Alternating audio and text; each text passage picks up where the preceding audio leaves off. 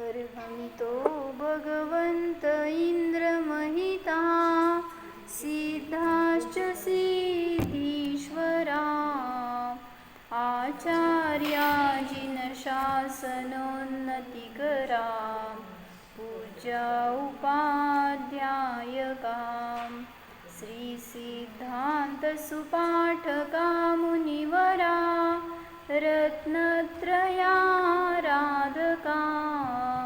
पञ्चैते परमेष्ठिनः प्रतिदिनं कुर्वन्तु ते मङ्गलम्।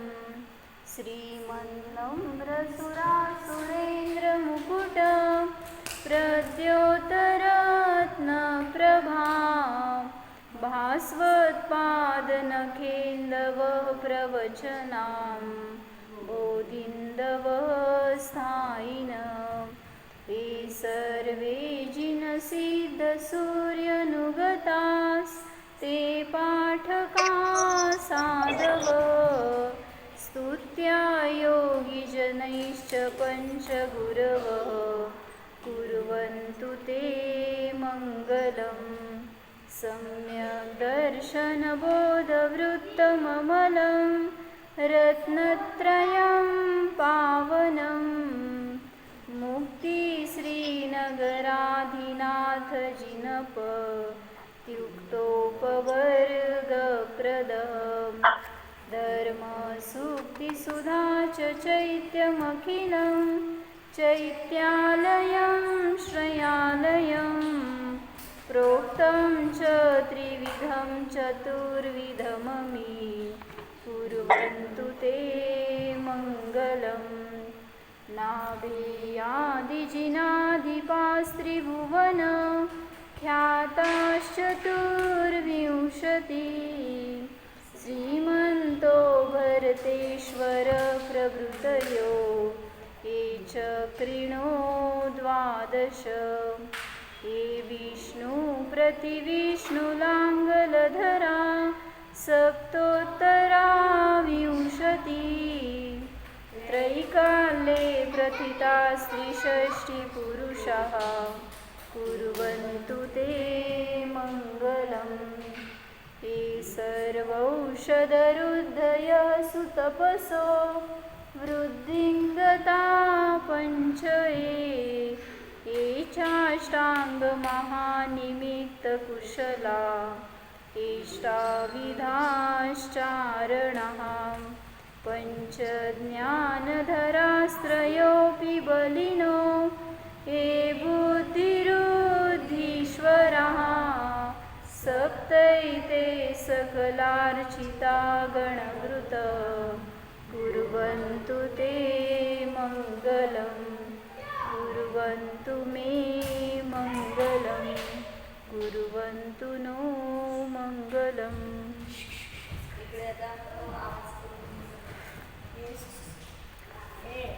बुद्धिवृद्धीचं वर्णन चाललं आहे. त्याच्यामध्ये म्हणजे आपण एकूण 64 वृद्धी आहेत म्हणतो ना. किती? त्याच्यामध्ये 8 मूळ वृद्धी असतात. बुद्धिवृद्धी, रसवृद्धी, पुढं औषधीवृद्धी, चारणवृद्धी, विक्रियावृद्धी, क्षेत्रवृद्धी आणि बलवृद्धी. अजून एक राहिली ते बुद्धिवृद्धीमध्ये चालत. विक्रिया, तप, बुद्धी, विक्रिया, तप, बल, औषधी, रस, क्षेत्र आणि चारण असे एकूण 8 वृद्धीचे भेद आहेत.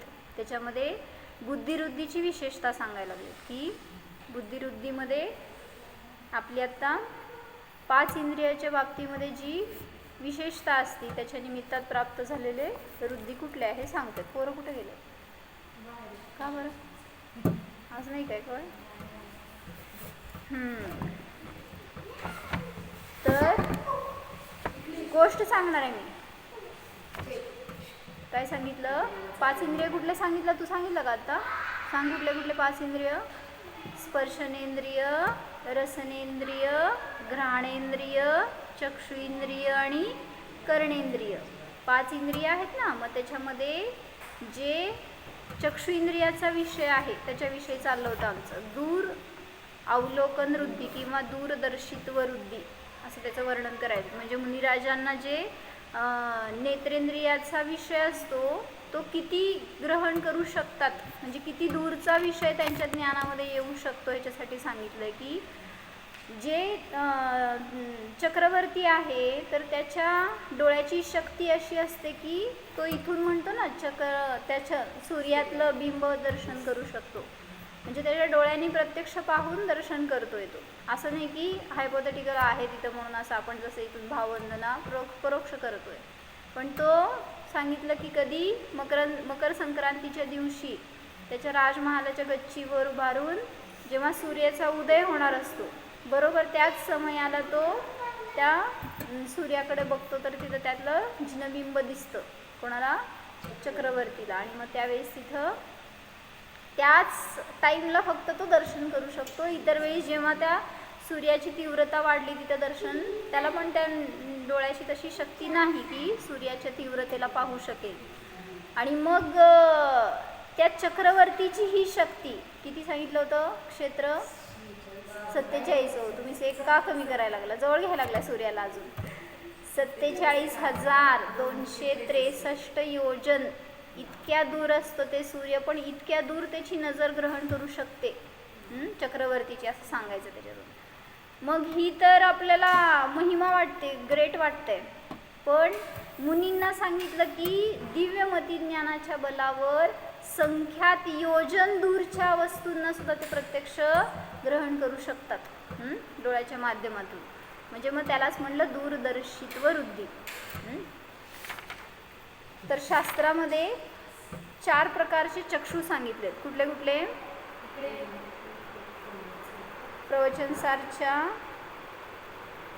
246-47 काय तर कितवी गाथा आहे बघावं लागेल, लक्षात नाही. प्रवचनसारच्या आहे का, हां 234 गाथेमध्ये सांगितले 4 प्रकारचे चक्षु असतात. काय बसतात ते निर्विकल्प बसा तुम्ही. सुप्रिया काय सांगितले मी की आत्मा या चक्षु इंद्रियाने पाहणारा नाही, तर पाहतोय कुठं, म्हणजे आपल्याला वाटते की चक्षुनी पाहतोय पण चक्षु पाहणारे आहेत का, का नाही, का बरं? चक्षु नसल्यावर पण दिसत, असल्यावर पण दिसत नाही आणि नसल्यावर पण दिसत नाही. मग बघतंय कोण, पाहणारा कोण, पाहणारा कोण आहे मग?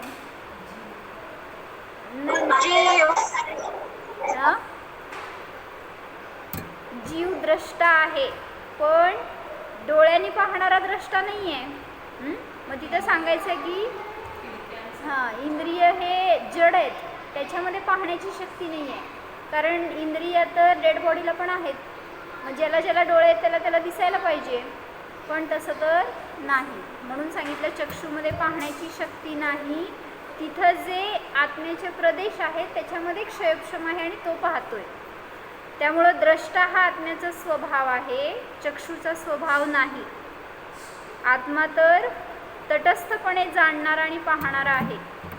तर त्या आत्म्याचं वर्णन करत असताना आगमामध्ये 4 प्रकारचे चक्षु सांगितले शास्त्रामध्ये. कुठले 4 चक्षु असतात तर आगमचक्षु, चर्मचक्षु किंवा इंद्रिय चक्षु, अवधी चक्षु आणि सर्वतः चक्षु. काय 4 सांगा?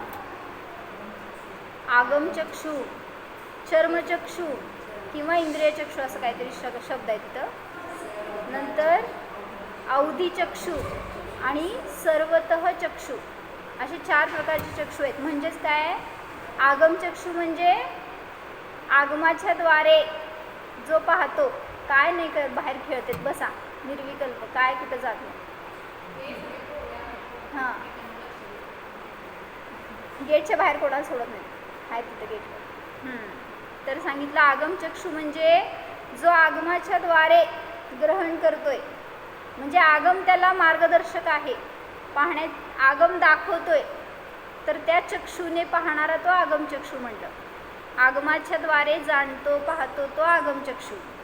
चर्मचक्षु म्हणजे आता म्हणलं स्थूल रूपाने हे डोळे माझे म्हणून अनुपचारिक असद्भुत व्यवहार नाही आले, मग त्या चर्मचक्षुच्या द्वारे मी पाहतो. पुढं म्हटलं तिसरं अवधी चक्षु, अवधी दर्शन म्हणतो ना आपण. तर अवधी ज्ञानाच्या पूर्वी होणारं अवधी दर्शन आहे. मग अवधी ज्ञानाच्या द्वारे जाणतो म्हणा किंवा अवधी चक्षुच्या द्वारे पाहतो, तर ते झाले अवधी चक्षु. आणि चौथं सांगितलं सर्वतः चक्षु, म्हणजे सर्वांना एकाच वेळी युगपत पाहण्याची ज्याच्यात शक्ती आहे ते सर्वतः चक्षु. सांगा 4 कुठले? सगळे मिळून 4 पूर्ण करणार होय तुम्ही.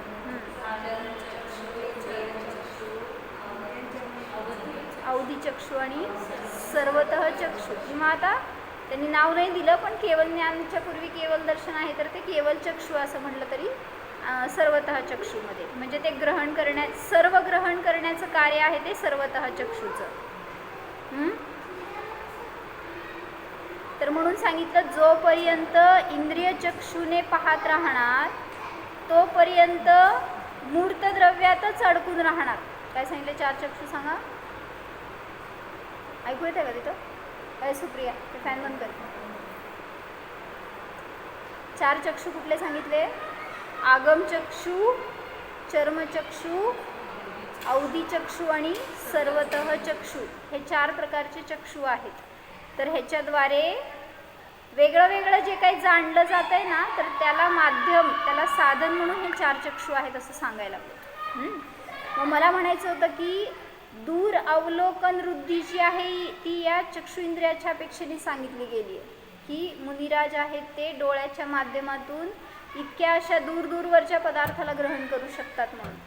मग तिथं सांगायचं आहे की जे मुनिराज आहेत ते तर त्यांना तर त्या इंद्रियाच्या ज्ञानाची आवश्यकताच नाही आहे, गरज नाही आहे. फक्त आपण त्यांच्या अतिशयाला प्रगट झालेलं जे आहे ते सांगतोय विशेषतः. पण मला म्हणायचं आहे की आपल्याला दूर अवलोकन वृद्धी नाही. आपण असं काय खूप दूरवरचे पदार्थ पाहू शकत नाही. आपल्याला एक रेंज आहे, तेवढ्या रेंजमधलेच आपले पदार्थ आपण जाणतोय. तर आपल्याला पण दूरदर्शित्व वृद्धी नसली तरी दूरदृष्टी असू शकते. काय म्हणजे दूरदृष्टी म्हणजे काय? ही वृद्धी नाही आहे, पण दूरदृष्टी म्हणजे काय?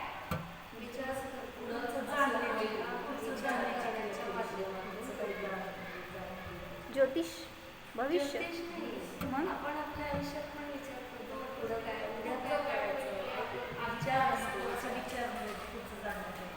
दूरदृष्टी म्हणजे भूत भविष्य जाणण्याची, म्हणजे काय म्हणायचं, तर्क अनुमानाने का असे ना भूत भविष्य वर्तमान ह्याचं सगळ्याचं मेळ बसवणं ह्याला म्हणायचं दूरदृष्टी.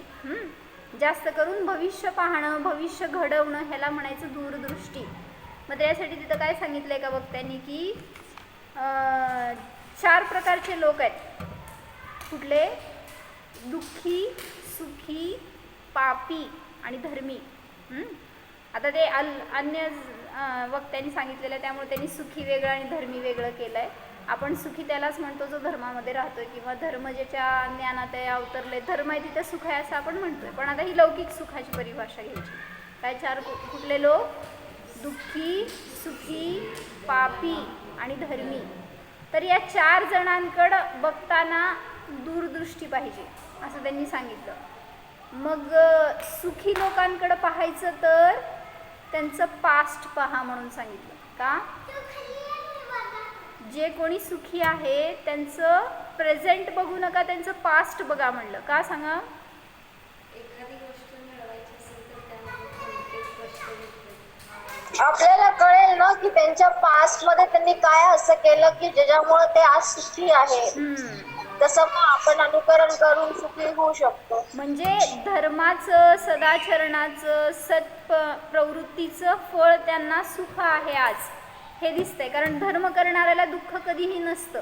मग त्यांनी भूतकाळामध्ये धर्माचं असं पालन केलं, अवलंबन केलं, त्याचं फळ ते आज सुखी आहेत. म्हणून सुखी लोकांचं पास्ट बघा. आपल्याला बदलण्यासाठी, आपलं वर्तमान बदलण्यासाठी, त्याच्यावरून काहीतरी आपण शिकवण घेण्यासाठी. म्हणून सुखी लोकांचं बघायचं तर पास्ट बघायचं. आपण बघत बसतो वर्तमान, ते किती सुखी आहेत, ते किती सुखी आहेत, मी का दुःखी आहे? दुःखी आहे का सुखी आहे? ज्याला दूरदृष्टी आली ना तो सुखीच असतो. मग बाहेर तुमचा कसलाही प्रसंग असू दे, अकलूजमध्ये सुखी, सोलापुरात दुःखी का?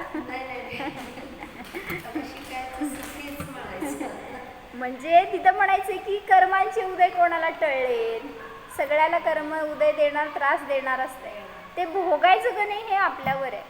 आपण ते भोगत राहतोय आणि मग त्यात आकुलीत दुःखी होतोय. म्हणून सांगितलं सुखी जो जीव आहे तो अशी आकुलता नाही करत आहे. त्याला काय कर्मांचे उदय नसतात का? तुम्हाला वाटतंय धन असणारा सुखी, तुम्हाला वाटतंय परिवार चांगला असणारा सुखी, बहिरंगात सगळी अनुकूलता असणारा सुखी, हे एक साईडनी एका व्ह्यूनी बघितलेलं आहे तुम्ही. त्याचीच दुसरं व्ह्यू बघायला गेलं तर शेवटी लौकिक सुख हे कुठं ना कुठं संपणारं असतं आणि त्याच्या मागं दुःख जोडलेलंच असतं. कॉईनला एकच बाजू नसते, दोन्ही बाजू असतात. तसं सांगितलं जिथं सुख तुम्हाला हीच बाजू दिसते जी सुखरूप आहे, ही बाजू दिसतच नाही आहे, तुम्ही बघतच नाही आहे. मग मागं एकदा उदाहरण सांगितलं होतं ना की ते एक 2 मित्र होते, बेस्ट फ्रेंड्स एकदम. आणि शाळा झालं, कॉलेज झालं, त्याच्यानंतर दोघंजण आपल्या आपल्या लाईनला गेले. म्हणजे हा एक बिझनेसमॅन झाला आणि दुसरा शेतकरी झाला. आणि मग तो बिझनेसमॅन झालेला खूप मोठा माणूस झाला. म्हणजे त्याचं सगळं व्याप वाढला, भरपूर त्याचं इन्कम वाढलं, सगळं. आणि हे न्यूज सारखं या शेतकऱ्याला मिळायचं. शेतकरी शेवटी आपल्या राबून किती कष्टाने मिळेल तेवढंच त्याचं चालायचं. मग त्याची बायको पण सारखं म्हणायची, बघा तुमचा मित्र किती ग्रेट आहे आणि तुम्ही अजून जिथल्या तिथंच आहेत. म्हटलं तुम्ही पण काहीतरी करा प्रयत्न, त्याला जाऊन भेटा, नाही तर त्याचं काय रहस्य आहे, त्यांनी इतका कसा मोठा झाला, पैसे कमवले, ते तुम्ही ट्रिक घ्या ना जर असं काहीतरी. मग त्याला लाज वाटायची, त्याला जाऊन कसं विचारायचं, तू काय केला मला सांग म्हणून असं. मग त्याला समजलं की गावामध्ये एक साधू आलेत म्हणून. आणि मग त्या साधूंकडे तो गेला आणि त्यांना विचारलं. म्हणले मला पण मोठा माणूस बनायचं आहे, मला पण सुखी व्हायचं आहे, मला तुम्ही काय त्याचं रहस्य सांगा, माझ्या मित्राकडे इतकं कसं काय धन आलं आहे तुम्ही. कारण तो मित्र या साधूंना मानत असतो. म्हणल्यावर हा त्या साधूंकडे गेला आणि म्हणला मला पण तसं काहीतरी मंत्र द्या, औषधी द्या, काहीतरी उपाय द्या की मला पण तसं सुखी किंवा श्रीमंत बनता येईल. तुम्हाला पाहिजे का? माझ्याकडं नाही.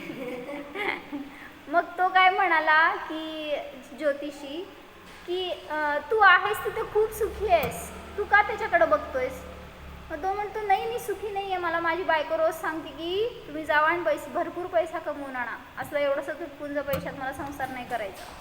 आणि मग तिच्या रोजच्या कटकटीने मी दुःखी झालो आहे. म्हणला मला पण तसं मोठं बनायचं आहे, मला तुम्ही त्याचं काय ते उपाय सांगा.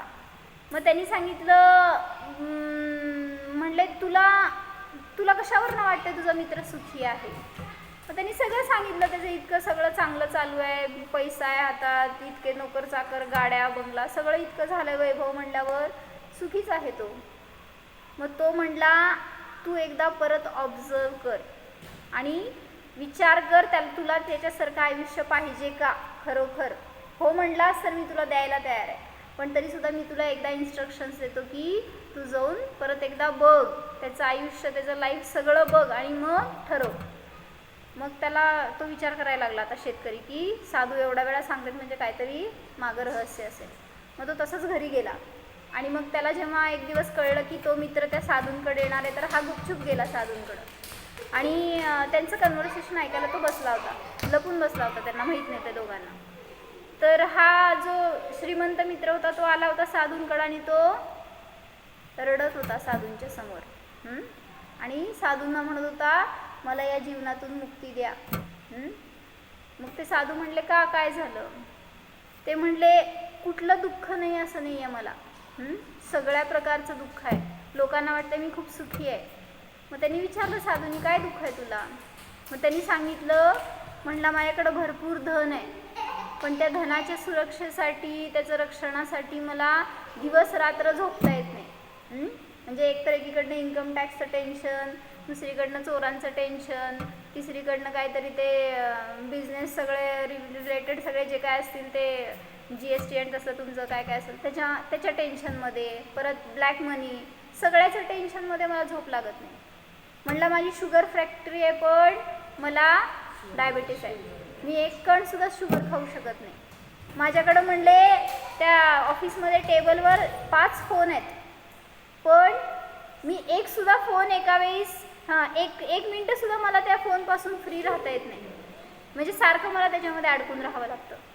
आणि माझं इतकं बिझनेस एम्पायर मोठं आहे की सारखं कसल्या ना कसल्या कटकटी मागं असतातच. एकीकडनं निस्तरेपर्यंत दुसरीकडे असते, काहीतरी प्रॉब्लेम सारखं उद्भवतच असतात. मला शांतीने जीवनच नाही म्हणला, काय करू मी असं घेऊन. म्हणला माझा मित्र किती सुखी आहे. म्हणजे काय म्हणायचं, याची दृष्टी त्याच्याकडे आणि त्याची दृष्टी याच्याकडं. कोण सुखी आहे सांगा. मी सुखी. ते दोघं असू देत नाही तर नसू देत, मी सुखी. त्याकडे बघून काय मिळणार आहे, मी आहे की नाही. म्हणजे निर्णय आपल्याला आपलं करायचं आहे. म्हणून दुसऱ्याकडं कशासाठी सांगत होते, कशासाठी सांगत होते गोष्ट. सुखी माणसाला पाहायचं तर त्याचं वर्तमान नाही, त्याचं पास्ट बघा. तो सुखी का आहे तर त्यांनी केलेल्या पूर्व परिणामांचं फळ त्याला आज सामग्री जवळ आहेत म्हणून सुखी आहे. आणि दुसरा मनुष्य कोण, दुःखी. शेतकरी झाला की आता गेला की ते घरी गेला. सुखी एक, दुःखी एक, पापी आणि एक धर्मी, असे 4 जीव आहेत ना. तर सुखीचं पास्ट बघा, दुःखीचं, जो कोणी दुःखी आहे म्हणजे तुम्ही सगळे, तुमचं काय बघायचं, काय बघू. सगळं बघा, सगळं बघा म्हणायला लागलं काय. दुःखी माणसाचं प्रेझेंट बघा. मला आता ह्याच्यातून तुम्ही बोध द्यायचं काय मिळतं. सुखी माणसाचं पास्ट बघितल्यावर काय मिळतं, तुम्हाला काय फायदा. मोटिवेशन मिळते, जीवन जगण्याचं म्हणजे डायरेक्शन मिळते, आपण कसं चांगल्या मार्गाचा अवलंब केला पाहिजे. हां, त्यांनी धर्म केला, त्याचं फळ त्याला आज असं मिळालंय. म्हणजे धर्मावर श्रद्धा दृढ होतं. जेव्हा सुखी माणसाचं पास्ट बघतो त्यावेळेस धर्मावरचं श्रद्धा दृढ होतं. दुसरं सांगितलं, दुःखी माणसाचं प्रेझेंट बघितल्यावर काय मिळतं, आपल्याला काय लाभ. कोणी व्यसनी आहे, कोणी रोगी आहे. आपण धर्म केला नाही तर किती दुःखी होतो हे कळतो आणि मग प्रेझेंट मध्ये आपण धर्म करायला लागतो. म्हणजे काय येतं तर जागरूकता येते. सुखी माणसाचं पास्ट बघितल्यावर आपल्याला श्रद्धा दृढ होतं आणि दुःखी माणसाचं प्रेझेंट बघितल्यावर एक जागरूकता येते परिणामामध्ये, की आपण असं करणं योग्य नाही, जे काही ह्यांनी परिणाम केलेत असं आपण करणं योग्य नाही, ही सावधानता येते परिणामामध्ये. तिसरं सांगितलं, पापी माणसाचं काय बघायचं, फ्युचर बघायचं. आज तो पाप करतोय तर त्याचं भविष्य काय असणार समजते आपल्याला. आज तो काहीतरी मारामारी करतोय, चोरी करतोय, हिंसा करतोय, तर आपल्याला एवढं तर शास्त्रज्ञान आहे की त्याला भविष्यामध्ये नियमाने दुःख आहे.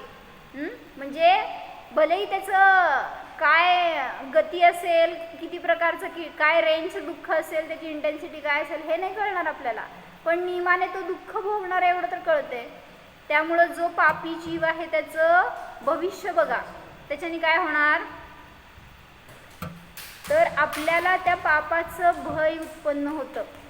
जेव्हा एखादा पापी जीव आहे आणि त्याला त्याचं फ्युचर कळालं आपल्याला, की तो नियमाने, जसं तो राजा मरून काय सांगितलं, कोण, श्रेणिक राजा, ज्याने की गळ्यात साप टाकला, कोणाच्या, मुनिराजांच्या.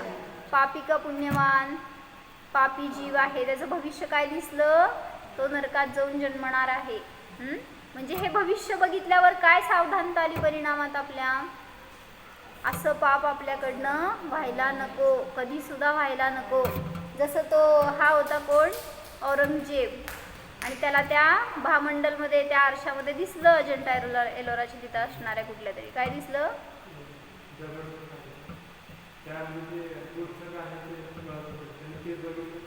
काय काय होणार होता तो पुढं, त्याला त्याचं भविष्य दिसलं की तो भविष्यात डुक्कर होणार आहे. असं दिसल्यावर का बरं होतं असं फळ, कारण त्यांनी पाप केलं होतं ना वर्तमानात. मग पापी जीवाचं भविष्य बघितल्यावर त्याला स्वतःला तर भीती वाटणारच आहे, आपल्याला सुद्धा आपल्यासाठी काय फायदा हे बघतोय ना. मग ते बघून आपल्याला त्या पापाचं भय उत्पन्न होणार आणि त्या पापापासून आपण स्वतःला दूर ठेवणार, सेफ राहणार. म्हणजे पापाची प्रवृत्तीला आळा बसणार. म्हणून पापी लोकांचं फ्युचर बघा. आणि धर्मी जीव जे आहेत त्यांचं सांगितलं काय बघायचं, धार्मिक जीवांचं काय बघायचं, सगळं बघायचं, सगळं बघायचं. Present, past, future. सगळं सगळं दिसतंय त्याचं का, कारण त्याचं पारदर्शक आयुष्य आहे. जे त्यागी मुनी आहे ते काय करतायत, जसं बनारसीदासजी जेव्हा ते ज्ञानी झाले त्यावेळेस त्यांनी सांगितलं की स्वतःचं चरित्र स्वतः लिहिलं आणि मग त्याच्यामध्ये त्यांनी सगळं आपलं पास्ट सांगितलं, वर्तमान सांगितलं आणि भविष्य सांगितलं की त्यांना काय कशा रीतीने त्याचं फळ मिळेल, गती काय मिळेल वगैरे. म्हणजे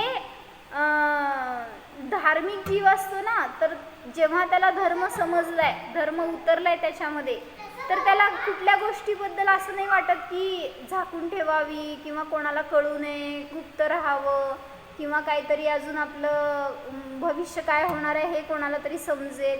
कशाचं भय नाही, कशाची चिंता नाही, लाज नाही, निंदा, काही कशाचं काही नसतं. धार्मिक जीव कसा असतो, असं मिरर क्लिअर असते त्याची इमेज.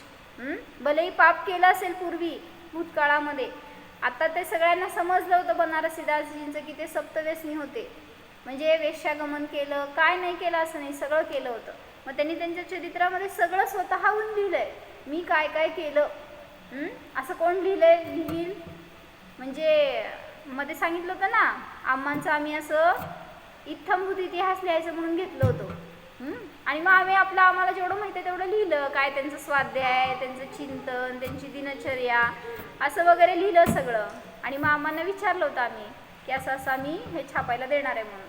मग आम्हा म्हणले त्याला चरित्र म्हणत असाल तर त्याच्यामध्ये पॉझिटिव्ह अँड निगेटिव्ह सगळे पॉईंट्स घातलं तर ते चरित्र म्हणलं जातं. नाही घालू शकत तर लिहायचं नाही म्हणले, आणि लिहायचं तर सगळं मग त्यामध्ये इन्क्लूड व्हायला पाहिजे. म्हणजे असं धार्मिकांचं जीवन सगळ्यांसमोर उघडं असतं. काय त्याच्यामध्ये त्यांना झाकून ठेवण्यासारखं काय नाही. काय करणार काय आणि झाकून सांगा की आपण आहे आता, आपलं काहीतरी पास्ट खराब आहे, काहीतरी आपण केलेलं पाप आहे पूर्वीचं, तर आत्ता आपण त्याला झाकून आपल्याला किती फायदा. उलटा आम्हा म्हणते तुमचे दोष उघडे करा, त्याच्या निमित्तामध्ये उलट तुमची विशुद्धी वाढणार आणि तुम्हाला त्याचं फळ निर्विकल्पता येणार आहे परिणामामध्ये. आपण त्याला झाकायला जातो, लपवायला जातो, तर उलट भय राहतं. ह्याला कळलंय का काय. जसं काय झालं की एक मनुष्य होता आणि तो नाही, एक भिकारी होता बरं का. आणि एक मिनिट तर ते एक भिकारी होता आणि ते रस्त्यावरनं निघाला होता आणि त्याला दिसलं की एक सफरचंद पडलं होतं रस्त्यावर. मग ते उचललं त्यांनी, तर ते होतं शेणात पडलेलं. आणि ते त्यांनी उचलल्यावर कळलं की ते शेणाने बरबटलंय. मग त्यांनी इकडं आणि तिकडं बघितलं की कोण बघितलं नाही ना. आणि मग तेवढ्यात कोणतरी समोरून आलं आणि ते म्हणलं तसलं कशाला घेतलंयस तू. तो काय म्हणाला, हे मी नाही घेतलं, हे मी खाणार नाही आहे. मग काय करणार आहे म्हणल्यावर ते काय म्हणला घरी जाऊन धुवून टाकून देणार. म्हणजे काय झालं, कशासाठी सांगत होते. हा, म्हणजे झाकायला जातो ना आपण, तर उलट ते जास्त उघडं होत असतंय. आणि तेच उलट उघडं केलं तर पडलं होतं, धुवून खाणार आहे. नाही, असं नाही. लगेच त्याला काय असते प्रवृत्ती, ज्याला पाप करतो त्याला भय असतं स्वतःचं की कोणतरी म्हणजे आपली गुप्त गोष्ट उघडी करेल. मग ते नाही का काय होतं, कोणाला तरी सांगेल म्हणून ते नाही आठवत आता गोष्ट ती, बरं आठवल्यावर नंतर सांगते. म्हणून तिथं काय म्हणलं की धार्मिकांचं तिन्ही पण काळ बघा, वर्तमान, भविष्य आणि भूत, तर त्याच्या निमित्तामध्ये धर्मामध्ये निशंक प्रवृत्ती होते, आपल्यासाठी फायदा. मी जर एखाद्या धार्मिकाचं जीवन बघितलं, त्याचा सगळा इत्थंभूत इतिहास आपल्याला समजला, त्याचं भविष्य समजलं, तर आपल्यामध्ये धर्माविषयी आस्था, एक निशंक प्रवृत्ती करण्यासाठी प्रेरणा मिळते. धर्मावर अजून थोडी श्रद्धा दृढ होते. म्हणून सांगितलं की दूरदृष्टीपणा असायला पाहिजे. आपल्याला जर सुखी जगायचं आहे ना, किंवा जीवनामध्ये अनेक असे प्रसंग येतात की जे आपल्याला हलवून टाकणारे असतात. कधी इष्टवियोग होतो, त्याच्या निमित्तात आपण अस्थिर होऊन जातो. कधी अनिष्ट संयोग, वेदना, निदान कुठल्याही प्रकारचं असेल काय आपत्ती आली घरामध्ये किंवा शरीरामध्ये रोग झाला असं काय जे काय असेल तर त्याच्यामध्ये अस्थिरता होऊ नये म्हणून सांगितलं की दूरदृष्टीने जगा. मग ती दूरदृष्टी आपल्याला काय फायदा त्याचा, तर अशा रीतीने 4 प्रकारचे जीव आपल्या सानिध्यात येतात. तर त्या 4 जीवांचं भूत भविष्य वर्तमान पाहून आपलं भूत भविष्य वर्तमान आपल्याला कळतं. तर म्हणून सांगितलं की अधर्मापासून दूर जाणार आणि धर्माच्या निकट जाणार किंवा धर्म काय हे समजून घेणार, स्वभावाला जाणणार, तर त्याच्या निमित्तामध्ये आपल्याला फायदा होणार. काय करतो धर्म म्हणजे सुप्रिया? नाही, इथं शास्त्रातलं नको मला, तू काय करते विचारायला. धर्म म्हणजे मी हाच विचार करत होते की आपण धर्म केला तर आपल्याला थोडं तरी पॉझिटिव्ह विचार येतील. धर्म म्हणजे काय करायचं हेच तर विचारतीये. धर्म म्हणजे काय करायचं? डोकं स्वतःच्या टेकून जवळ जायचं. जे आपल्या कुठल्या रस्त्याने जायचं? हां, धर्म म्हणजे काय करतो? धर्माचं उदाहरण आहे पण असं कसं क्रिया आहेत षटक्रिया म्हणजे धर्म. पुढं जाणणे म्हणजे धर्म. पुढं वस्तूचा जो स्वभाव आहे तो खरा त्याचा धर्म आहे. आपण काय परिभाषा केली होती वीरसागर महाराजांच्या शब्दात? धर्म म्हणजे सगळ्यात महत्वाचं. नाही नाही ते नाही. सांगा महाराजांच्या भाषेत धर्माची परिभाषा काय? भारती काकी? नाही. धर्म म्हणजे काय? कोण कोण? आनंदाने जगण्याची कला. हा, एक शब्द जोडा. लय वेळा घेतलंय मी, तुम्हाला माहिती असायला पाहिजे आता. अतींद्रिय आनंदाने जगण्याची कला. अजून एक शब्द. अतींद्रिय. अजून एक शब्द पाहिजे. निज. नाही स्व. नाही. वर्तमान काळात आनंदाने जगण्याची कला. बरोबर. वर्तमानात आनंदाने जगण्याची कला म्हणजे धर्म आहे. एवढं एक शब्द किती इम्पॉर्टंट आहे माहिती का? वर्तमानात जगत नाही म्हणून तुम्ही दुःखी आहे, म्हणून तुम्हाला धर्मच माहित नाही आहे काय. मग वर्तमानात जगा ना पहिल्यांदा, आणि मग तिथं मला आनंद भोगता का येत नाही आहे का? मी आनंदीने वर्तमानात बघा. जाऊ देत मागचं पुढचं सगळं सोडा, ही दूरदृष्टी सोडून द्या. ते कशासाठी सांगितलंय? आपल्यात भय उत्पन्न होऊन धर्माच्या जवळ येण्यासाठी सांगितलंय हे सगळं. पण आता मला कळलाय धर्म, तर आपण वर्तमान सोडून बाकीच्या सगळ्या पर्यायाची का चिंता करायची आहे? मग वर्तमानात मी आहे, सुखी आहे, प्रसन्न आहे, जाणणार आहे, एवढं बघितलं तर कुठं दुःख आहे? म्हणजे ज्ञाता राहण्याचं जर इक्वेशन कळलं ना आपल्याला, तर मग तिथं बहिरंगामध्ये कशाचं काय टेन्शन राहणार नाही. जसं की काय सांगितलं की ते कोण होतं,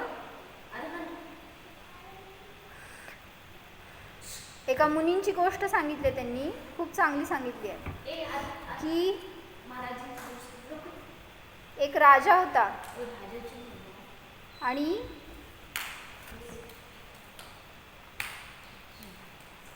तो त्याच्या स्त्रीमध्ये खूप आसक्त होता.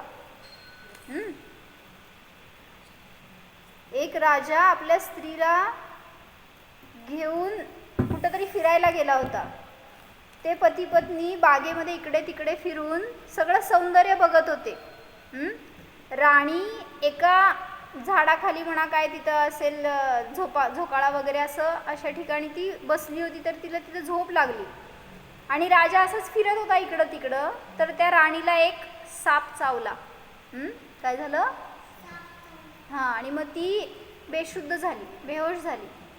आणि मग तिला बघितल्यावर राजा टेन्शनमध्ये की ती मेली का काय, म्हणून ते काय उपचार करायच्या आधी तिच्यावर इतकं प्रेम होतं त्या राजाचं, तो पण मूर्छित होऊन पडला तिथंच तिला बघून, ती मेली का काय असं म्हणून. आणि मग फार शोक करायला लागला थोड्या वेळाने होशमध्ये आल्यावर. आणि मग मग तिथं त्याला सांगितलं की तुला असं दुःखी होऊन काय तिला परत मिळवता येणार आहे का किंवा तिला जागृत करता येणार आहे का, तर तू काय कर, तिला घेऊन जा आणि ते कोणीतरी जवळ महाराज आहेत म्हणले का, हे वाचते मी 1 मिनिट. महाराज, दुःखाने सुख होत नाही, दुःखाच्या नाशाकरिता सुखाचे प्राप्तीकरिता मनुष्याने पुण्यकार्य केले पाहिजे. मग तुम्ही पुण्य करा असं त्याला सांगायचं होतं त्या मनुष्याला. ती मेली आहे का जिवंत आहे अजून माहीत नव्हतं, पण तुम्ही काहीतरी उपाय करा, म्हणजे पुण्य करा, धर्म करा, जेणेकरून की जसं आपण करतो काय, प्रतिक्रमण करतो आपल्या पापाचा नाश करण्यासाठी. अशुभ कर्माचा नाश होऊन विपत्तीचा नाश होतो, म्हणून तुम्ही त्या आपत्तीच्या नाशाकरिता पुण्य करा, त्या पुण्याने तुमचे सर्व काम सिद्ध होईल असं त्याला कोणीतरी सांगितलं. मग ते एक उदाहरण दिलं त्यांनी की विद्वान लोकांनी आपत्तीचा नाश करण्यास धर्माचरण केले पाहिजे. कोणी? त्यांनी काय करायला पाहिजे, त्यांच्या आपत्तीचा नाश करण्यासाठी त्यांनी धर्म करायला पाहिजे, आपण नाही. हां, आपल्यासाठीच सांगायला लागले, दुसऱ्यासाठी नाही. उन्हाळ्याची उष्णता नाहीशी व्हावी म्हणून लोकांनी अग्नीचा संयोग केल्यास उष्णबाधा दूर होते का? गरमी वाटायला लागली म्हणून अग्नीच्या जवळ जाऊन बसायचं, तर त्याच्याने अग्नीची बाधा दूर होत नाही. त्याप्रमाणे तुम्ही दुःख नष्ट करायला दुःखी व्हायला लागलाय, कसं दुःख संपणार? आणि येथे जवळ असणाऱ्या पार्श्वनाथ जिन मंदिरात या राणीला घेऊन जा, तिथे भगवंतांचे दर्शनाने सर्व विष नाश होईल. काय? अर्हन, अर्हन, ऐकलं का? मग हे ऐकून राजाने संतोष पाहून राणीस जिनमंदिरात नेले. सुप्रिया, राणीला त्या जिनमंदिरामध्ये तो घेऊन गेला. भगवंतांचे नामस्मरण, जप आणि भजन कीर्तन भक्ती करू लागला. भगवंतांच्या स्तवनाने संकटे आपोआप नाश पावतात.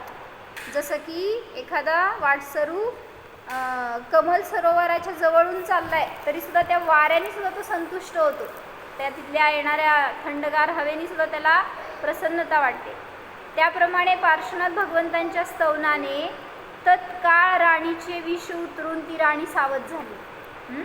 हे पाहून राजाला खूप आनंद झाला. आणि मग राजाने काय केलं आणि राणीने काय केलं बघा बरं का. 108 सुवर्ण रत्नमय कमळे आणून तुला चढवेन असं त्यांनी प्रतिज्ञा केली होती राजाने. जर राणी बरी झाली तर मी 108 सुवर्ण कमळं रत्नमय तुझ्या मी चरणाशी चढवेन असं सांगितलं होतं. आणि ती होशमध्ये आली, म्हणलं की त्याला इतका आनंद झाला आणि त्यांनी सांगितलं की मी रत्न आणायला जातो, तू इथंच बस तोपर्यंत, ते काय कमळ आणायला जातो म्हणून. आणि मग तो गेला राजा की थोड्या वेळाने त्याच मंदिरामध्ये एक दुसरा राजा आला दर्शनासाठी म्हणून. आणि त्या राजाचं सौंदर्य इतकं जबरदस्त होतं, इतकं त्याचं वैभव, इतकी त्याची ख्याती वगैरे खूप होती हे तिला कळलं.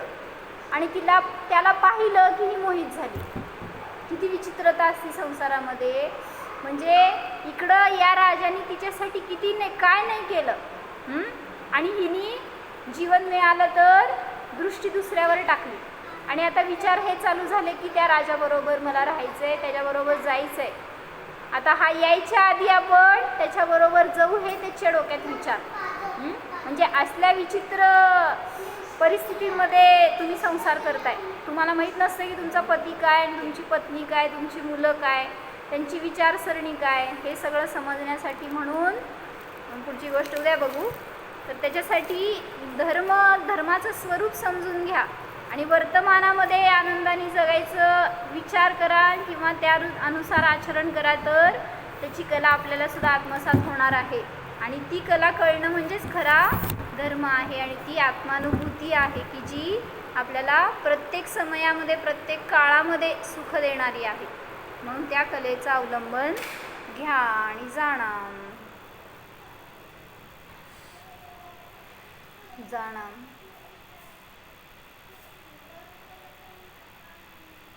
हा मी अतींद्रिय ज्ञान स्वभावी चेतनात्मा आहे.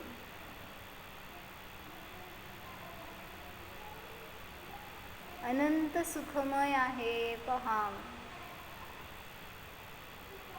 निर्भय आहे, निष्पाप आहे.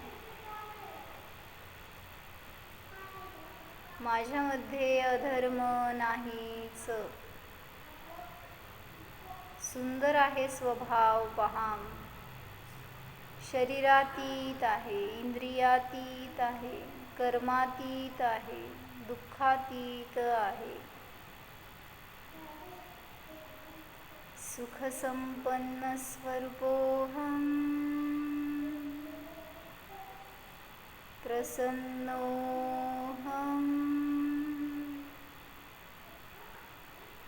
जीवोऽहम्.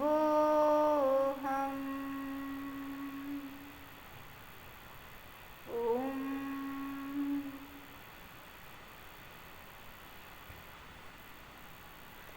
विसर्जन. नमो अरिहंता